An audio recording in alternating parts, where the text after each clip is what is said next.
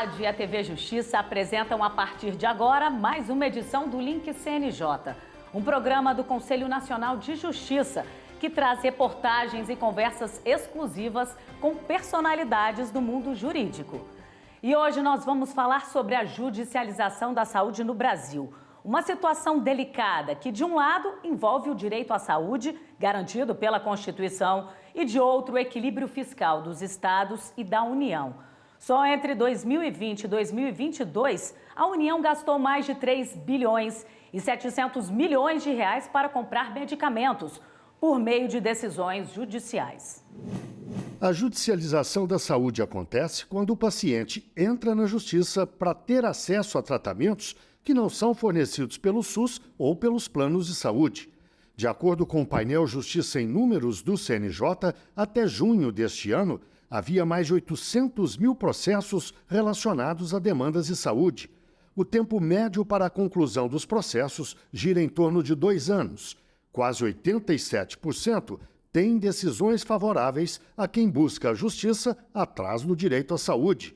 O impacto no orçamento da União, dos estados e dos municípios é preocupante.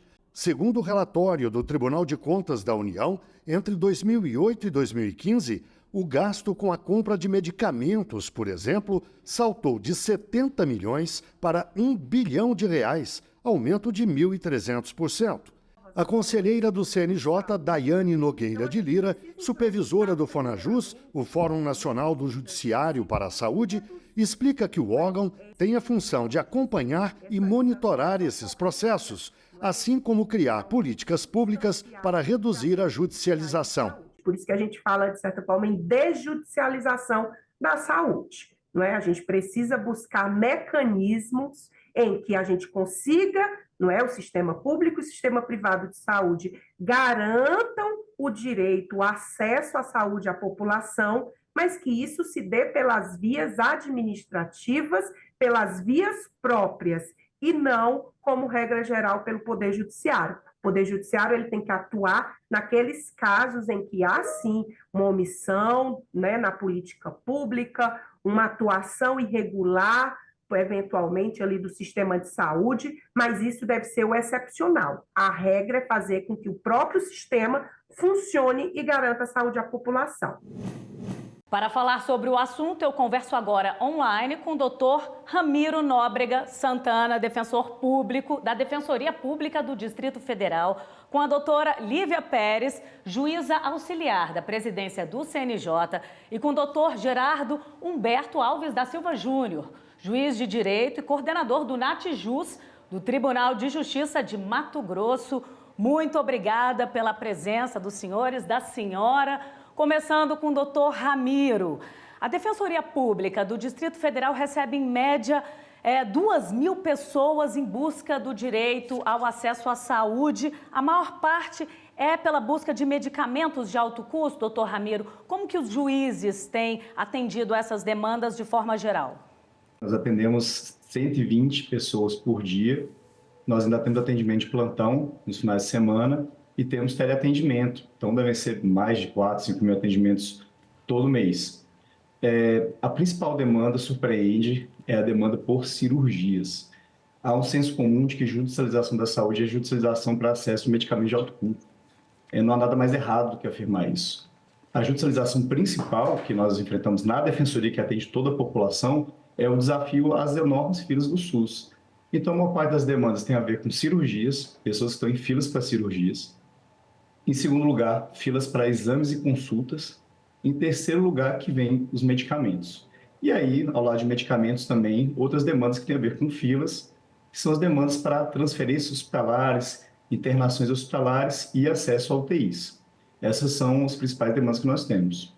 Como é que os juízes têm recebido essas demandas? A senhora perguntou, né? Em relação a medicamentos, se forem incorporados e estão em falta, normalmente proferem liminares, né, garantem a procedência do pedido. Quando o medicamento é não incorporado, normalmente seguem o que aponta o NATJUS. Se o núcleo de assessoramento técnico dos magistrados aponta que, de forma favorável, o medicamento tem uma evidência científica, os juízes costumam deferir. E quando indicam o contrário, costumam negar.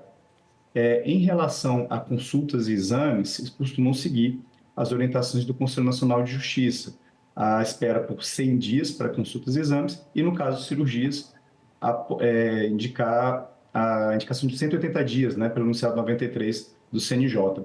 Costumam seguir os prazos desses enunciados, às vezes fixando um prazo um pouco maior, a depender do tamanho da fila. Em relação a UTIs, aqui no Distrito Federal, o Judiciário realmente nega praticamente todos os pedidos e costuma determinar de forma padrão que as pessoas esperem na fila, independente da situação que elas estão passando. Doutor Gerardo, explica para quem está nos assistindo como é que funciona esse órgão de assessoramento dos juízes. Podemos chamar o NATJUS assim? O NATJUS ele é o Núcleo de Apoio Técnico do Judiciário. Aqui no estado de Mato Grosso, o Tribunal de Justiça tem o NATJUS instalado, já em funcionamento há mais de 10 anos, e nós atendemos exclusivamente as demandas de saúde pública. O nosso NATJUS ele é estruturado a partir de um convênio com o estado de Mato Grosso, que nos fornece toda a equipe técnica, ou seja, médicos e farmacêuticos, e temos também um convênio com o Tribunal Regional Federal da Primeira Região, ou seja, os juízes federais que atuam em Mato Grosso também podem acessar o serviço do NATJUS.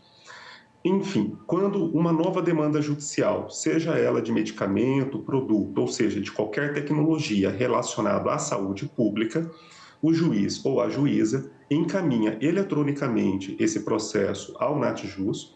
O NATJUS, então, emite uma nota técnica e nós temos uma instrução normativa local que regulamenta toda essa questão da emissão da nota técnica, o prazo para essa emissão. O nosso NATJUS aqui, ele funciona de modo contínuo, ou seja, de segunda a sexta e também aos finais de semana em regime de plantão. E a nota técnica, então, ela é devolvida ao magistrado, enfim, para que possa subsidiar o juiz ou juíza na tomada de decisão naquele processo relacionado à saúde pública. Ele traz uma informação técnica relacionada a uma questão médica ou de medicamento. É uma forma de subsidiar o magistrado ou a magistrada no processo de tomada de decisão. Agora, doutora Lívia, como equalizar a demanda dos pacientes, o direito à saúde assegurado pela Constituição e o orçamento dos estados e da União, que a gente sabe que é bem limitado? Acho que o Supremo, nessa recente iniciativa de se celebrar um acordo que foi homologado, né, pela Suprema Corte e agora ele foi transformado em súmula vinculante, ele está tentando chegar nessa equalização. Tanto que, para se estabelecer diretrizes do acordo, não era só o sistema de justiça que estava presente. A administração pública, ela também participou dessa construção e o fluxo que foi estabelecido é um fluxo que está tanto voltado para o Poder Judiciário como também voltado para a seara administrativa. Então, nós temos que ter uma separação, acho que tem que ser uma separação muito clara aqui entre aquilo que é obrigação do SUS, como o doutor Ramiro coloca. Então, aqui um grande volume no Distrito Federal é por demandas que estão por serviços e medicamentos padronizados. Então, aí há uma falta da administração, a administração não está entregando com aquela obrigação que ela se comprometeu. E outra coisa são os medicamentos de alto custo que entra, e aí nesse medicamento de alto custo e as terapias também, e as novas tecnologias, aí entra, eu acho que aí entra o desequilíbrio, porque se foca nessas demandas em que está buscando para aquele indivíduo específico um determinado medicamento, um determinado procedimento, isso pode acarretar um desequilíbrio com os demais, porque a saúde ela é pública, todos têm o direito à saúde, então como é que o Estado ele vai conseguir atender? Tanto aquele paciente que necessita de morfina. Já tive demandas que a demanda era singela, é que o Estado ele não fornecia, não estava dentro da unidade hospitalar, não tinha morfina para ser ministrada para os pacientes. E, em paralelo, a gente vai ter um medicamento com uma doença rara, que aí tem todo, e aí o acordo que agora ele está veiculado por uma súmula vinculante, ou seja, está obrigando tanto o Poder Judiciário como a administração, ele vai ter um procedimento a seguir para ver se o Estado vai conseguir entregar aquela demanda específica. A saúde é um direito fundamental, ele é muito caro para o indivíduo, sem dúvida, acho que o mais precioso, nosso bem mais precioso é a saúde. Só que nós temos que pensar também numa racionalidade do Estado brasileiro.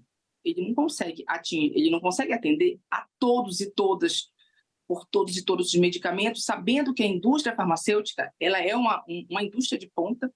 Então, os medicamentos, os procedimentos, eles vão surgindo, nós estamos falando de novas tecnologias, e como é que isso vai ser incorporado? Então, isso tem que ter um procedimento e uma racionalização, e é nessa perspectiva que eu creio que o cumprimento, nós somos todos obrigados, não só o judiciário, como a administração também das 3 esferas, tanto o Ministério da Saúde como as secretarias de Estado e de Saúde de Estado e municípios vão ser obrigados a seguir aqueles fluxos que foram estabelecidos no acordo, foram pactuados pelo Estado brasileiro, e que agora está vinculado na súmula vinculante, e vai ser uma forma da gente chegar nesse equilíbrio. Eu acredito nisso, o que agora é algo obrigatório a todos os segmentos do Estado brasileiro. O Link CNJ faz um breve intervalo e volta já.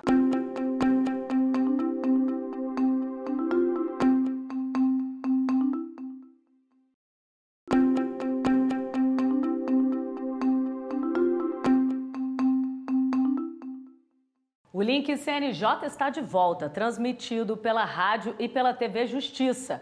E hoje o assunto é a judicialização da saúde, uma situação que não consegue equilibrar as demandas dos pacientes e o orçamento dos estados e da União. Os nossos convidados de hoje são o Dr. Ramiro Nóbrega Santana, defensor público da Defensoria Pública do Distrito Federal, doutora Lívia Pérez, juiz auxiliar da presidência do CNJ, e doutor Gerardo Humberto Alves da Silva Júnior, juiz de direito e coordenador do Natijus do Tribunal de Justiça de Mato Grosso. Bem-vindos de volta, doutor Ramiro. Conta pra gente, explica um pouco do que se trata o tema 106 do Superior Tribunal de Justiça e o tema 1234 da Suprema Corte. Os juízes têm seguido essas orientações, são estipulados requisitos mínimos, né, para ter acesso ao medicamento de alto custo, por exemplo. Os 2 temas que a senhora mencionou são marcos, né, na evolução da jurisprudência brasileira. E eles são muito importantes por terem repercussão geral e logo a observância obrigatória. Mas nós temos um tema do STF, uma decisão, que é a STA 175 de 2009, que é o primeiro grande orientador. E lá, as diretrizes traçadas são seguidas até hoje, que é ter o rol do SUS como o padrão, como o foco, como a primeira alternativa. E caso seja necessário a pessoa pedir uma alternativa a esse rol, o medicamento que hoje nós chamamos de não incorporado, ela precisa justificar. E essa justificativa ela tem que estar embasada na medicina baseada em evidências. Isso já estava lá. O registro na Anvisa como algo fundamental já estava lá. Mas ganha relevância o tema 106 do STJ, porque ele, de certa forma, repete essas diretrizes, mas num tema com repercussão geral, com observância obrigatória, e num novo momento em que a judicialização já é considerada algo, a judicialização da saúde é algo grande, que tem que se lidar com ela, tem que ser organizado. O tema 106 vai orientar que a pessoa, primeiro, comprova que o medicamento tem registro na Anvisa. Segundo, traz uma inovação, né, que a pessoa tem que provar que não pode pagar pelo medicamento, e é de fato uma inovação, porque nenhuma regra jurídica constitucional jamais traçou essa distinção econômica dentro do SUS. O STJ é o primeiro a fazê-lo, ele cria uma norma, né? E o terceiro ponto é que o STJ segue a jurisprudência do Supremo e diz: você tem que justificar por um laudo fundamentado que você não tem mais condições de usar o que o SUS ofertou, ou você usou e falhou, ou você tem alguma contraindicação, e o tratamento que você está indicando agora como alternativa é imprescindível. E se nós olharmos o tema 1234 e o tema 6, ele segue essa tendência. Ele repete, né, essas indicações, contudo traz vamos dizer, um rigor a mais na questão da comprovação uma medicina baseada em evidências que aponta que a evidência tem que ser de alto nível, de qualidade. Estudos randomizados, estudos sistemáticos, revisões sistemáticas. Então, eleva o nível de rigor, o que tem suas vantagens em relação a algumas questões, mas desvantagens claras, principalmente para pessoas com doenças raras e que, portanto, não têm acesso a estudos com alta qualidade de evidência científica, porque não tem quantidade de pessoas para que esses estudos sejam feitos. Aqui em Mato Grosso, nós temos um pequeno diferencial do que foi exposto pelo Dr. Ramiro. Em um levantamento que foi feito aqui por ocasião do NAT, e nós emitimos aproximadamente 8.000 notas técnicas por ano. Este ano de 2024, eu acredito que vai ser o nosso recorde, devemos aproximar aí de mais ou menos 10.000 notas técnicas até dezembro. Nesse sentido, esse alto volume de notas técnicas pode também... Por outro lado, nós conseguimos fazer uma leitura de qual é o cenário aqui da judicialização. E a nossa judicialização gira em torno de 75% de ações buscando os chamados medicamentos não padronizados, né? Tirando os 75%, o que sobra, nós temos aí uma alta gama em relação a cirurgias, em torno de quase 20%, e uma pequena parcela daquilo que já está previsto. Então, o NAT ele também permite que a gente faça, através da análise técnica dos dados, e nós fazemos esse acompanhamento mensal, nós conseguimos ter uma leitura muito específica de todo o cenário da judicialização aqui no âmbito do estado de Mato Grosso. Porque a partir dessa leitura, a partir desses dados técnicos, nós também conseguimos, pelo Comitê Estadual de Saúde, que é coordenado pelo desembargador Lindotti, contribuir com o Estado de Mato Grosso, especialmente com a Secretaria de Estado de Saúde, com informes técnicos e também com os colegas magistrados, através de informes e de recomendações para o enfrentamento dessa judicialização. O ponto do judiciário é que o judiciário deve garantir igualdade de acesso a todos, né? Nas mesmas condições, esse acesso ele deve ser garantido a todos os brasileiros e brasileiras. Doutora Lívia, para completar, conta um pouquinho do trabalho do FONAJUS, que é o Fórum Nacional do Judiciário para Monitoramento das Demandas Relativas à Saúde, o que o CNJ tem feito para tentar agilizar essas demandas e reduzir até a judicialização na área da saúde, se é que é possível.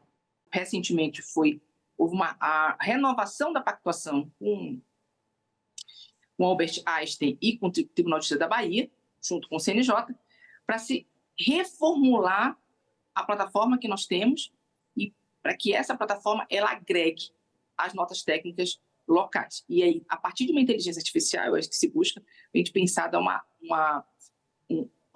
sistematização em tudo isso que está sendo produzido e para que se chegue a uma prestação jurisdicional de maior qualidade. Também há um trabalho da itinerância, que é o fórum, esse fórum que é um espaço de discussão qualificada da temática da demanda de saúde. Ele tem uma atuação itinerante hoje, já passou por vários estados, e eu ouvi a demanda local, porque só pelas palavras do Dr. Ramiro, do Dr. Gerardo, a gente já vê que há uma disfuncionalidade ali nas demandas que são judicializadas. Uma coisa é a realidade do Mato Grosso, outra coisa do DF. Muito diferente vai ser a judicialização no Amapá, São Paulo. Então, cada estado vai ter a sua peculiaridade. Nosso Brasil ele é muito diverso. Então, o FONAJUS ele entra nessa perspectiva de ter um local para se receber essas demandas, essa diversidade de demandas e tentar dar um tratamento mais uniforme. Então, o Brasil ele é uno. O jurisdicionado que está no Chuí ou que está no Oiapoque e passa pelo DF, ele tem que ter o mesmo tratamento. Chegamos ao fim da nossa entrevista. Eu agradeço mais uma vez a participação do Dr. Ramiro Nóbrega Santana, defensor público da Defensoria Pública do Distrito Federal, doutora Lívia Pérez, juiz auxiliar da presidência do CNJ, e doutor Gerardo Humberto Alves da Silva Júnior, juiz de direito e coordenador do NATJUS, do Tribunal de Justiça do Mato Grosso. Muito obrigada pela presença de vocês mais uma vez. Agora o link CNJ dá notícias da Justiça. Vamos fazer um giro pelos estados e pelos tribunais do país.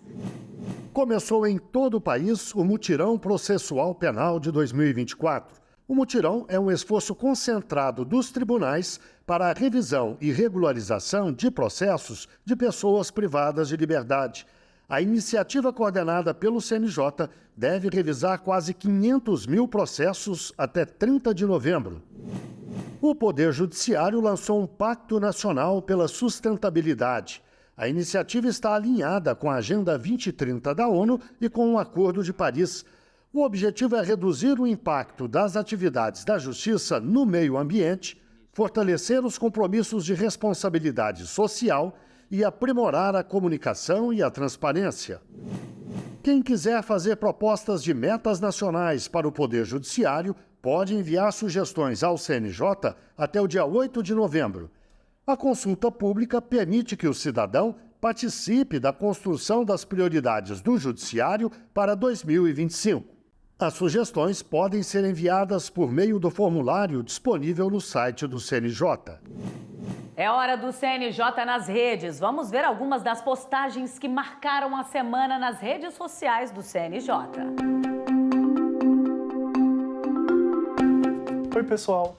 Hoje a gente começa o CNJ nas redes falando sobre segredos de justiça. De modo geral, os atos processuais são públicos, né? Mas em alguns casos, como em processos que envolvam dados protegidos pelo direito à intimidade, casamento, divórcio, guarda de criança, entre outros, o segredo de justiça é aplicado para preservar a privacidade das pessoas envolvidas. Assim, só as partes e o advogado têm acesso às informações. O CNJ está comprometido em promover práticas sustentáveis em todo o Poder Judiciário. Isso inclui o Plano de Logística Sustentável, a integração com o Objetivo de Desenvolvimento Sustentável da ONU e o Pacto Nacional do Poder Judiciário pela Sustentabilidade, que já foi assinado e está valendo. O pacto tem como base os pilares ESG e vai promover mais inclusão, transparência e um futuro mais sustentável, mostrando que sustentabilidade é muito mais do que você imagina. As chuvas chegaram em várias partes do país e, com elas, as quedas de energia vêm causando muitos estragos. Caso esses danos resultem em prejuízos para aparelhos eletrônicos, o consumidor tem o direito de pedir o ressarcimento do aparelho danificado para a distribuidora em um prazo de até 5 anos. Eu fico por aqui, mas semana que vem tem mais. E não se esqueça de acompanhar o CNJ nas redes sociais e no canal do WhatsApp. É hora do quadro Uma História, aquele momento em que uma juíza ou um juiz conta uma história que marcou a carreira dela ou dele.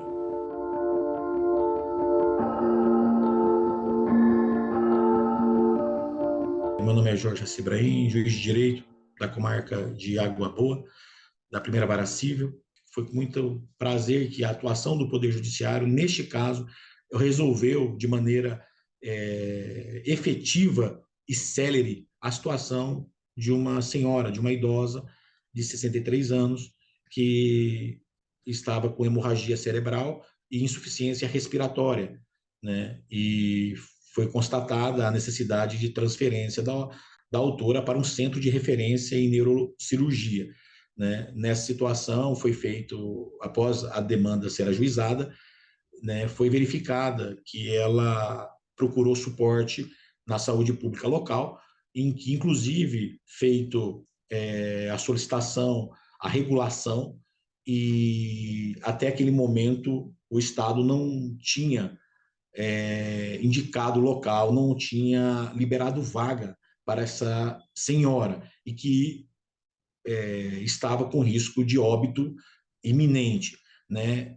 Ao a demanda vir concluso, foi no mesmo dia determinado a transferência da autora para um centro de referência em neurocirurgia, com transporte, né, caso necessário, aéreo, né? O Estado de Mato Grosso, o prazo foi bem exíguo, né? O Estado de Mato Grosso não cumpriu a liminar, ocasião em que foi determinado o bloqueio das verbas públicas, né? A gente busca sempre um menor orçamento, né? Proteger a integridade, a vida da parte. Por outro lado, também procuramos fazer um controle, o controle das verbas públicas, né? Infelizmente, esse não é o papel do Poder Judiciário, mas nós imiscuímos nessa situação, né, assumimos esse compromisso de cuidar, zelar também, uma vez que o Estado, simplesmente nessas demandas, eles entregam a chave do cofre, não cumprem as liminares e simplesmente entrega para que a gente faça todo esse controle,